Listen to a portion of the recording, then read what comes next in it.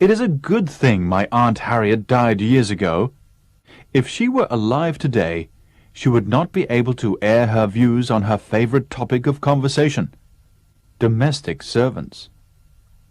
Aunt Harriet lived in the leisurely age when servants were employed to do housework. She had a huge, rambling country house called the Gables. She was sentimentally attached to this house, for even though it was far too big for her needs, she persisted in living there long after her husband's death. Before she grew old, Aunt Harriet used to entertain lavishly. I often visited the Gables when I was a boy. No matter how many guests were present, the great house was always immaculate. The parquet floors shone like mirrors. Highly polished silver was displayed in gleaming glass cabinets. Even my uncle's huge collection of books was kept miraculously free from dust. Aunt Harriet presided over an invisible army of servants that continuously scrubbed, cleaned, and polished. She always referred to them as the shifting population, for they came and went with such frequency that I never even got a chance to learn their names.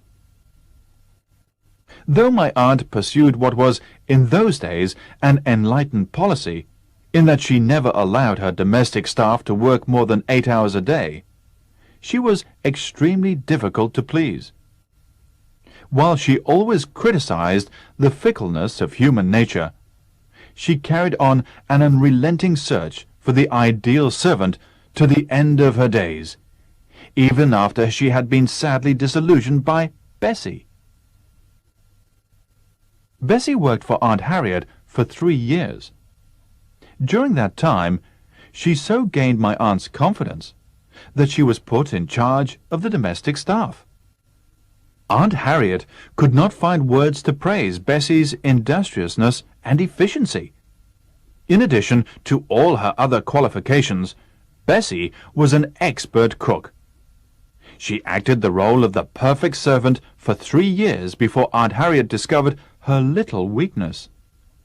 After being absent from the Gables for a week, my aunt unexpectedly returned one afternoon with a party of guests, and instructed Bessie to prepare dinner.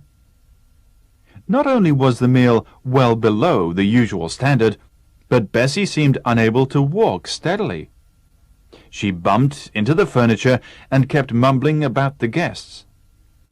When she came in with the last course, a huge pudding, she tripped on the carpet, and the pudding went flying through the air, narrowly missing my aunt, and crashed on the dining table with considerable force. Though this caused great mirth among the guests, Aunt Harriet was horrified. She reluctantly came to the conclusion that Bessie was drunk. The guests had, of course, realized this from the moment Bessie opened the door for them, and long before the final catastrophe, had had a difficult time trying to conceal their amusement. The poor girl was dismissed instantly. After her departure, Aunt Harriet discovered that there were piles of empty wine bottles of all shapes and sizes neatly stacked in what had once been Bessie's wardrobe. They had mysteriously found their way there from the wine cellar.